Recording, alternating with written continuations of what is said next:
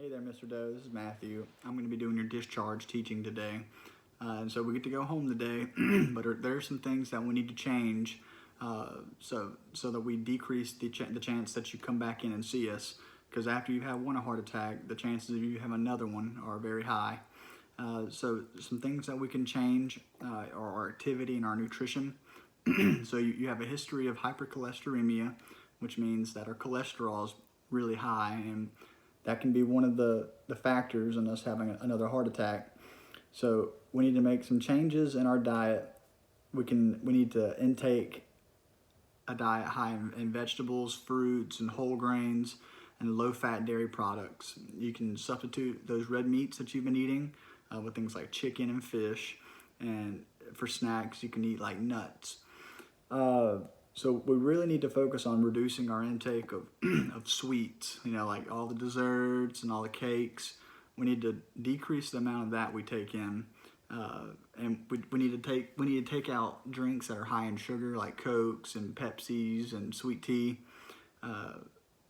just to get a better control of our diabetes.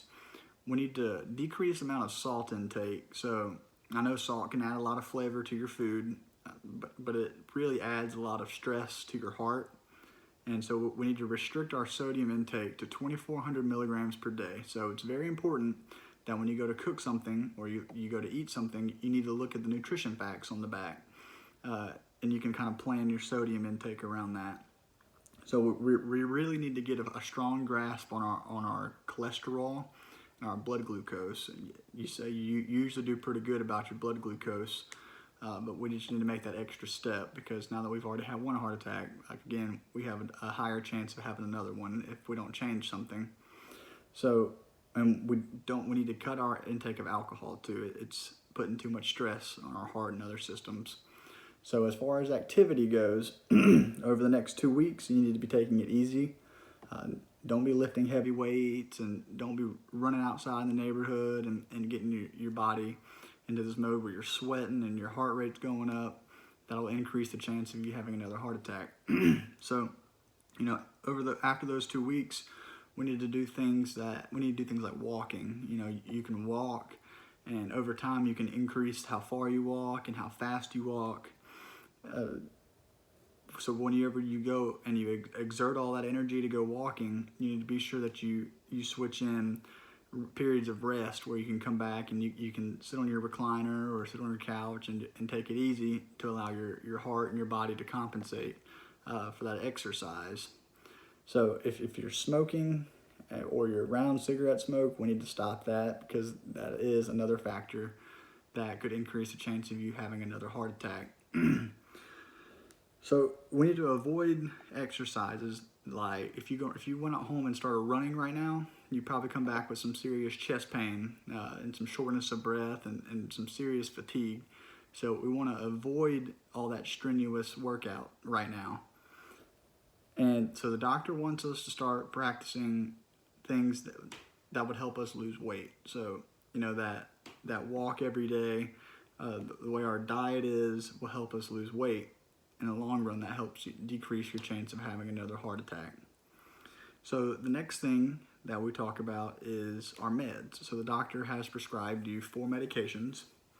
The first one is metoprolol. So the metoprolol is your antihypertensive. It's your blood pressure medicine, but it's also going to decrease your heart rate as well. So it's important that while you're taking this medication, before you take it, you need to check your heart rate.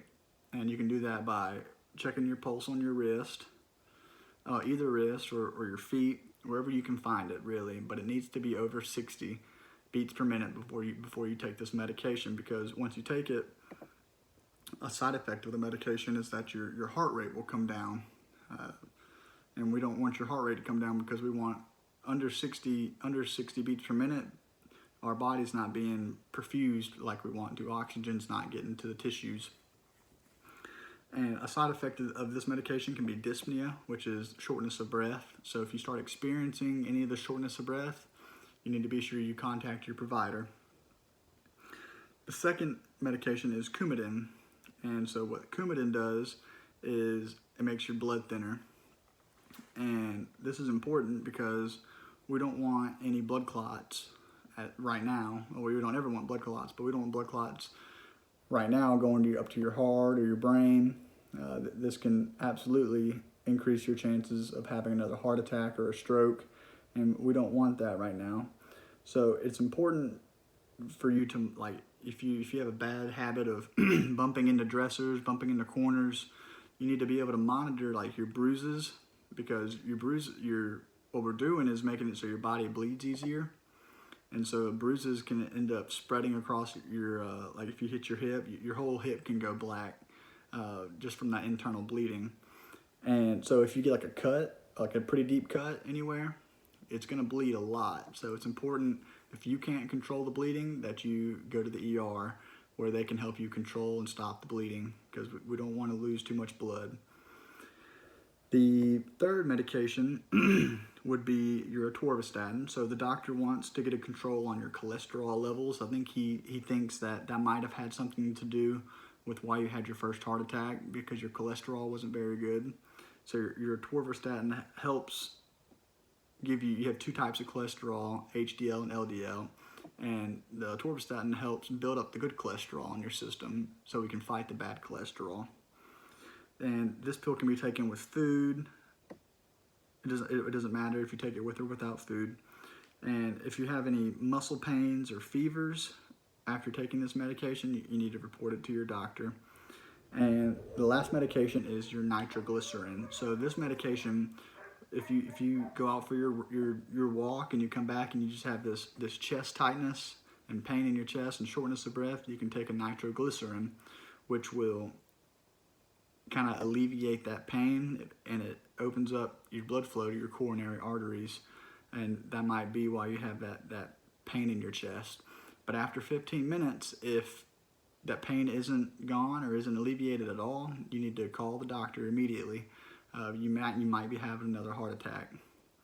So with all these medications, it's important that once you start taking them, that you don't immediately just stop, because they can have really bad effects on your body and your health, and it can actually increase the chance of you having another heart attack. So if you feel like something's not working for you, you're having bad side effects, you need to call your doctor, and he can prescribe you something different. But you definitely don't ever want to stop taking the medications abruptly. So over the next 2 to 3 weeks, it's going to be important that you get an appointment with your family doctor, someone that your general physician, so that he or she can go over all your new medications that you may be taking, and he can also kind of touch on the diet we need to be consuming and the activities that you think that we might be ready for in the future. He might talk to you about going into some more cardiac rehabilitation to kind of repair our heart. You know what happened. Having a heart attack is very stressful on your body, and it's very stressful on your heart itself. So we need to kind of build up that strength back in our heart again. If you don't have any questions, I just need you to sign the papers, and I think you're good to go.